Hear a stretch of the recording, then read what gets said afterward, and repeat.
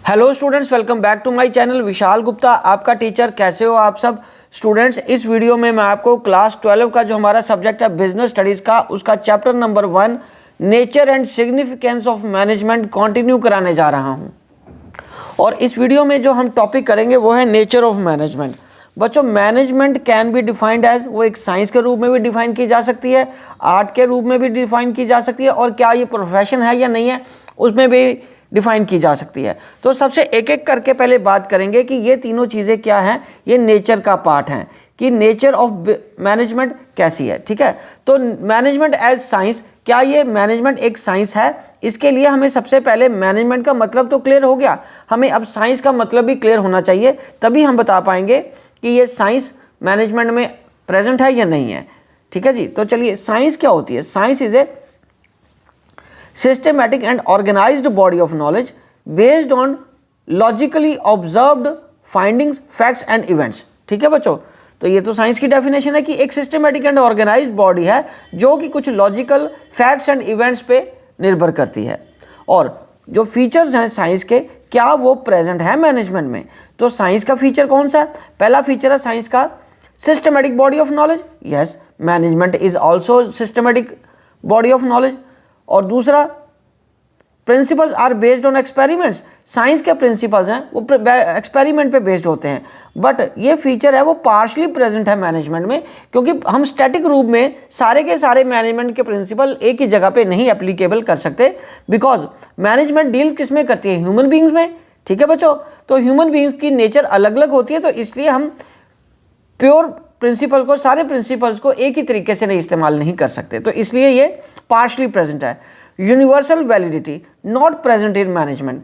बच्चों, जैसे साइंस के प्रिंसिपल हर सिचुएशन में एक जैसे रहते हैं। फॉर एग्जांपल H2O वाटर बनता है, लेकिन सारे रूल्स हम मैनेजमेंट में एक ही जगह नहीं लगा सकते। ठीक है, इसलिए हम ये कह सकते हैं कि जो चीज़ हम एक इंसिडेंट या एक प्लेस पे हम उसको कर सकते हैं, वो दूसरे इवेंट पे या वो दूसरी जगह पे उस तरीके का डिसिप्लिन हम मेंटेन नहीं कर पाएंगे। तो इसलिए ये वाला जो फीचर है, कैरेक्टरिस्टिक्स है यूनिवर्सल वैलिडिटी वाला, वो मैनेजमेंट में प्रेजेंट नहीं है। तो अब कंक्लूजन की बात करेंगे कि management is not a exact science. Management science है पर it's not a exact science, it is a social science. Management is a social science. ठीक है बच्चों, चलिए अब हम आगे बढ़ते हैं। क्या मैनेजमेंट एक आर्ट है? तो मैनेजमेंट के साथ साथ हमें पहले आर्ट की भी डेफिनेशन पता होनी चाहिए कि आर्ट होता क्या है। बच्चों, art can be defined as a systematic body of knowledge. ये सिस्टमेटिक बॉडी है नॉलेज की, which requires skill, creativity and practice to get perfection. ठीक है जी, तो इसका मतलब ये एक सिस्टमेटिक बॉडी ऑफ नॉलेज है जिसमें स्किल चाहिए, क्रिएटिविटी चाहिए और परफेक्शन के लिए आपको प्रैक्टिस की बहुत ज़्यादा ज़रूरत होती है। तो अब बच्चों आगे बढ़ते हैं कि मेन फीचर्स ऑफ आर्ट क्या है जो प्रेजेंट है मैनेजमेंट में। तो systematic body of knowledge, yes, management में ये प्रेजेंट है क्योंकि मैनेजमेंट भी एक सिस्टमेटिक बॉडी ऑफ नॉलेज है। Personalised application present in management, क्योंकि मैनेजमेंट में भी हम हर सिचुएशन में हर पर्सन के साथ अलग अलग तरीके से उनको मैनेज करते हैं। ठीक है, based on practice and creativity, और मैनेजमेंट भी based on practice and creativity है। ठीक है, तो इसलिए हम ये कह सकते हैं कि ये तीनों जो फीचर्स हैं वो मैनेजमेंट में अवेलेबल हैं, प्रेजेंट हैं। So management is an art. तो वो दोनों का जो कंक्लूजन है वो हम क्या कह सकते हैं? So we can say that management is both a science and an art, but as science it is not an exact science, but it is a social science. ये एक सोशल साइंस की तरह है, एक सोशल साइंस ही है rather. ठीक है बच्चों, चलो अब हम आगे बढ़ते हैं। अब बात करेंगे management as profession. Management as profession, क्या मैनेजमेंट प्रोफेशन है या नहीं है? तो प्रोफेशन में अगर हम बात करें तो उसमें एक स्पेशलाइज्ड बॉडी ऑफ नॉलेज, ये आगे उसके फीचर्स, तो उसमें सबसे पहले आ रहा है कि it is present in the management.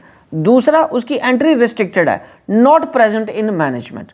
और तीसरा, presence of professional associations, not present in management. Existence of ethical codes, her profession के कुछ एथिकल कोड्स होते हैं, इथिकल कोड्स होते हैं, वो मैनेजमेंट में प्रेजेंट नहीं है। सर्विस मोटिव, वो मैनेजमेंट में प्रेजेंट नहीं है क्योंकि बिजनेस ऑर्गेनाइजेशन का मोटिव तो प्रॉफिट अर्न करना होता है। सो हम कंक्लूड कर सकते हैं कि मैनेजमेंट आज की डेट में तो प्रोफेशन नहीं है in the way of making a profession. ठीक है बच्चों, चलो अब आगे बढ़ते हैं इस टॉपिक के बाद। अब नेचर में उसके 3 पॉइंट हमें समझ लग गए कि नेचर के हिसाब से हम ये कह सकते हैं कि मैनेजमेंट एक साइंस है बट एक सोशल साइंस है, मैनेजमेंट एक आर्ट है। तो बोथ आर्ट एंड साइंस, ये यस आएगा क्वेश्चन आपका यदि, तो उसमें ये आंसर है यस कि क्या मैनेजमेंट साइंस है और आर्ट है, फिर उसको आपको इस तरीके से एक्सप्लेन करना पड़ेगा। तो उसके बाद हम बात करेंगे अगर प्रोफेशन की, तो प्रोफेशन की बात करोगे तो प्रोफेशन आज की डेट में मैनेजमेंट एक प्रोफेशन नहीं है। ठीक है बच्चों, याद रखना कि मैनेजमेंट आज की डेट में प्रोफेशन नहीं है। और इसके लिए आपको एक चीज़ मैं और बता देता हूँ कि प्रोफेशन की डेफिनेशन क्या होती है। अब आप ये पूछोगे कि सर वो आपने तो बता दिया हमें कि मैनेजमेंट प्रोफेशन नहीं है, बट उसकी डेफिनेशन क्या है। तो डेफिनेशन के हिसाब से अगर हम बात करें प्रोफेशन के लिए मैं यहाँ पे आपको लिख देता हूँ management as profession, management as profession. तो प्रोफेशन की जो डेफिनेशन है, प्रोफेशन क्या होता है, profession can be defined as an occupation backed by specialized knowledge, इसमें एक स्पेशलाइज्ड नॉलेज चाहिए होती है, and training in which entry is restricted. हर कोई एंट्री उसमें नहीं ले सकता, रिस्ट्रिक्टेड। ठीक है जी, जैसे सीए बनने के लिए एक प्रोफेशनल बॉडी है, ठीक है, एमबीबीएस डॉक्टर बनने के लिए है, लॉ की पढ़ाई वकील बनने के लिए है, ठीक है जी, और इंजीनियरिंग बनने के लिए अलग से आपको इंजीनियरिंग की डिग्रीज हासिल करनी पड़ती हैं। तो ये सारे प्रोफेशंस हैं जो अलग अलग तरीके से सर्विस देते हैं, ट्रेनिंग के साथ, नॉलेज के साथ, और हर कोई उसमें इन्वॉल्व नहीं हो सकता। जब तक ये आप पर्टिकुलर एग्जाम्स पास नहीं करोगे, स्पेशलाइज्ड नॉलेज हासिल नहीं करोगे, आपको वो प्रोफेशन में नहीं जा पाओगे। ठीक है बच्चों, ओके। तो ये मैंने आपको बता ही दिया है आगे कि मैनेजमेंट एज प्रोफेशन में ये फीचर्स हैं प्रोफेशन के, और ये आज की डेट में पहले फीचर को छोड़ के या पहले करैक्टरिस्टिक्स को छोड़ के कोई भी प्रेजेंट नहीं है मैनेजमेंट में। इसलिए आज की डेट में हम ये कंक्लूड कर सकते हैं कि ये प्रोफेशन मैनेजमेंट प्रोफेशन नहीं है। तो चलिए अब हम आगे बढ़ते हैं लेवल्स ऑफ मैनेजमेंट की तरफ। तो बच्चों, लेवल्स ऑफ मैनेजमेंट क्या है? As we know that management consist of number of persons. Management में बहुत सारे पर्सन्स होते हैं, ग्रुप ऑफ पर्सन्स होते हैं, and we can say that large number of persons, की बहुत सारे ज़्यादा नंबर में पर्सन्स होते हैं। These persons are employed and placed at different places to perform different managerial activities. ठीक है जी, to carry on these activities these employees are given necessary authority and responsibility. This grant of authority results in creation of chain of authority. ठीक है जी, और इससे क्या होता है, ये जितने ज़्यादा बंदे होते हैं उतने ज़्यादा फिर हमें अथॉरिटी और रिस्पॉन्सिबिलिटी अलग अलग करनी पड़ती है, और ये जो ग्रांटिंग ऑफ अथॉरिटी से एक चेन ऑफ अथॉरिटी बन जाती है। दिस चेन को हम फिर आगे क्या करते हैं, 3 कैटेगरीज में बांट देते हैं। और वो 3 कैटेगरीज कौन सी बनती हैं आपको अच्छे तरीके से पता है। एक टॉप लेवल होती है, एक मिडिल लेवल, एक लोअर लेवल। ठीक है बच्चों, ये पेज नंबर 4 है। ओके, तो अब टॉप लेवल वो लेवल होता है जो सबसे हायर रैंक पे होते हैं, मिडिल दूसरे नंबर पे, यहाँ पे 1 नंबर, 2 नंबर, 3 नंबर। तो ये डाउन द लाइन 1 2 3 इस तरीके से आएगा। अब हम बात करेंगे जो लेवल्स ऑफ मैनेजमेंट है उसके फंक्शंस क्या हैं। सबसे पहले टॉप लेवल के फंक्शंस की अगर हम बात करें तो उस टॉप लेवल का सबसे पहला फंक्शन क्या होता है, डिटर्मिनिंग ऑब्जेक्टिव। ऑर्गेनाइजेशन के ऑब्जेक्टिव्स क्या होंगे, फ्रेमिंग प्लान्स एंड पॉलिसीज और प्लान्स बनाना, और एक्टिविटीज़ को ऑर्गेनाइज करना, रिसोर्सेज को अरेंज करके असेंबल करके देना, welfare of and survival of organization के लिए भी यही जिम्मेदार है top level. Liaison with the outside world, government से डील करना है, टैक्सेशन अथॉरिटी से डील करना है, कस्टमर से डील करना है, ये कौन करेगा, टॉप मैनेजमेंट।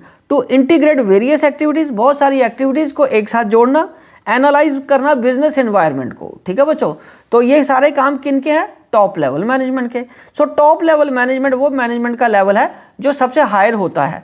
ठीक है जी, तो वो इन सारी चीज़ों के लिए वो रिस्पॉन्सिबल होते हैं जो मैंने आपको ये बताई हैं। ठीक है बच्चों, इसको अच्छे तरीके से याद कर लीजिए और यही इसकी डेफिनेशन और यही इनके फंक्शंस में आएगा और इन्हीं के बेसिस पे ही आपको केस स्टडीज आएंगी। ठीक है बच्चों, तो इन पॉइंट्स पे फोकस करना आपके लिए बहुत बहुत ज़रूरी है, इसलिए मैंने ये सारा एक ही पेज पे बना दिया।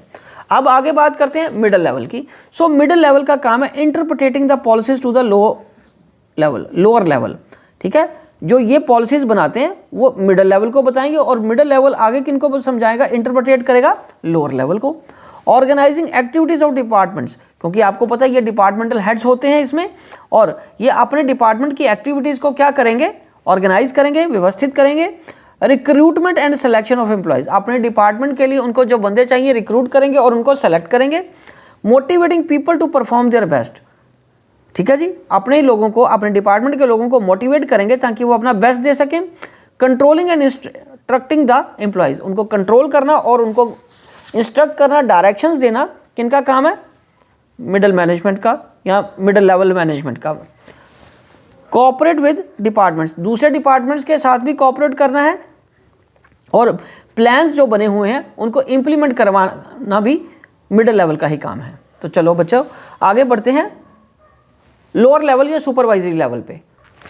चलो अब हम बढ़ते हैं, उसके फंक्शंस क्या हैं।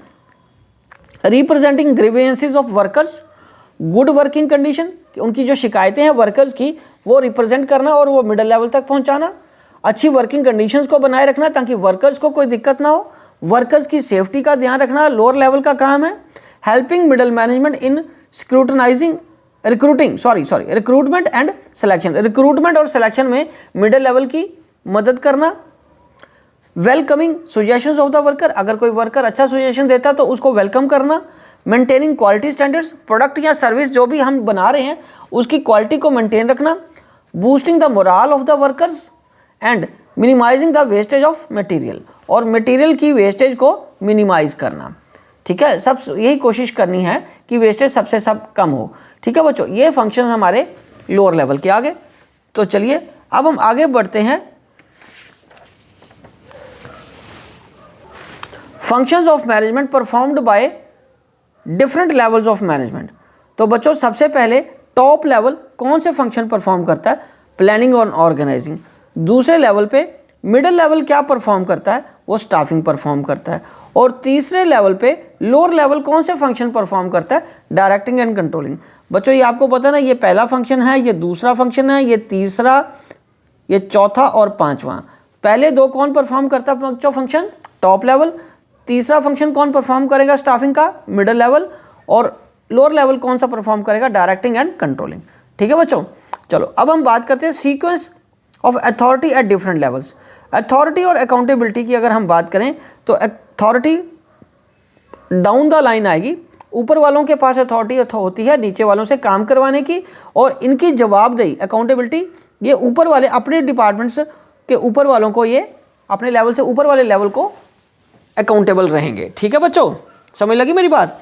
ये इसको जवाबदेह रहेगा, ये इसको जवाबदेही रहेगी, ये इसको ऑर्डर देगा, ये आगे इसको ऑर्डर देंगे रिस्पॉन्सिबिलिटी पूरा करने के लिए, काम को करवाने के लिए। ठीक है बच्चों, चलो अब हम बात करते हैं कि टॉप लेवल में कौन कौन से लोग आते हैं। Board of director, chairman, general manager, president, vice president, chief executive officer, chief operating officer, chief financial officer. और मिडिल लेवल में कौन आएगा बेटा, departmental heads, production managers, accounts manager, marketing managers and executive officers at different departments. ठीक है बच्चों, चलो अब हम आगे बढ़ते हैं। सुपरवाइजरी लेवल में कौन कौन से बंदे आते हैं, कौन से डेजिग्नेशन हैं उन पर्सनस के। Supervisor, superintendent, foreman, section officer, clerk, सब डिपार्टमेंट एग्जीक्यूटिव एटसेट्रा। ये किस में आएंगे, लोअर लेवल या जिसको हम सुपरवाइजरी लेवल बोलते हैं। तो चलो बच्चों आगे बढ़ते हैं। फंक्शंस क्या है मैनेजमेंट के, वो तो हमें पता है, प्लानिंग, ऑर्गेनाइजिंग, पर उसको प्रिसाइसली मैंने उनके साथ के जो इंपॉर्टेंट की पॉइंट्स हैं उसके साथ लिखा है कि प्लानिंग में उनका प्लानिंग क्या है, इट्स अ प्राइमरी फंक्शन, और ये बेस है सारे फंक्शंस का। ये पहला फंक्शन है मैनेजमेंट का, और इसमें डिसीजन मेकिंग और चॉइस अवेलेबल होती है कि हमें क्या काम करना है, क्या प्लान करना है। दूसरा ऑर्गेनाइजिंग फंक्शन है। ऑर्गेनाइजिंग में हम सबसे पहले करते हैं कि आइडेंटिफाइंग द एक्टिविटीज़, कौन सी एक्टिविटीज़ हमारी ऑर्गेनाइजेशन की हैं, ग्रुपिंग द एक्टिविटीज़, उनके ग्रुप्स बना देने, फिर इस्टेब्लिशिंग अथॉरिटी रिस्पॉन्सिबिलिटी रिलेशन बनाना उनका, creating various departments, assigning duties assign करनी, क्रिएटिंग स्ट्रक्चर्स बनाने, creating a framework for managerial and operational activities and design skeleton of the organization। skeleton मतलब उसका flow chart इस तरीके से बना के दसना कि कौन कि किस डिपार्टमेंट के कितने कितने फंक्शंस के हिसाब से या उनके अलग अलग डिपार्टमेंट्स के हिसाब से कौन कौन पर्सन उनके नीचे काम करेंगे। ठीक है बच्चों, चलिए आगे, ये हमारा आ गया ऑर्गेनाइजिंग। अब आगे बढ़ते हैं बच्चों स्टाफिंग की तरफ। तो स्टाफिंग क्या है? स्टाफिंग में रिक्रूटमेंट एंड सिलेक्शन आती है, ट्रेनिंग एंड डेवलपमेंट एम्प्लॉयज़ की होती है, एस्टिमेट किया जाता है number of types of workers या employees and organization will need in near future, आने वाले फ्यूचर में कितने लोगों की ज़रूरत पड़ सकती है। ये सारे काम किस में आते हैं बच्चों? स्टाफिंग में। उसके बाद हम बात करेंगे डायरेक्टिंग की। डायरेक्टिंग में giving instructions to the employees, motivating the employees, observing, supervising and guiding employees, communicating with employees, heading employees towards the achievement of the goal. ये सारे काम किस में आएंगे? डायरेक्टिंग में। उनको इंस्ट्रक्शंस पास करना, मोटिवेट करना, सुपरवाइज करना, कम्युनिकेट करना, बातचीत करना उनसे, उनकी समस्याएं दूर करना और उनको प्रेरित करना ताकि वो अपने गोल्स को, ऑर्गेनाइजेशन के गोल्स को ईजिली और जल्दी से जल्दी हासिल कैसे करें। कंट्रोलिंग, कंट्रोलिंग फंक्शन क्या कहता है? It ensures work accomplished as per plan और comparison between plan and actual performance. और सी उसका क्या काम है? कोई डेविएशन आती है प्लान से और या एक्सपेक्टेड स्टैंडर्ड से is due to lack of controlling. अगर कोई भी प्रॉब्लम आती है इसका मतलब कंट्रोलिंग की दिक्कत है, कंट्रोलिंग नहीं है वहाँ पे। फाइंडिंग आउट डेफिशिएंसीज, और अगर कोई डेफिशिएंसी मिल रही है, कमी मिल रही है तो प्लान पे इम्प्लीमेंट करना। ठीक है बच्चों, ये सारा यहाँ तक का हमारा टॉपिक कवर हो गया। अब रह गया हमारा कोऑर्डिनेशन, वो मैं आपको नेक्स्ट वीडियो में आपको कराऊंगा। आप तब तक इसको देख के रिवीजन कर लीजिए और अपने नोट्स को कंप्लीट कर लीजिए। Wishing you good luck and happy learning.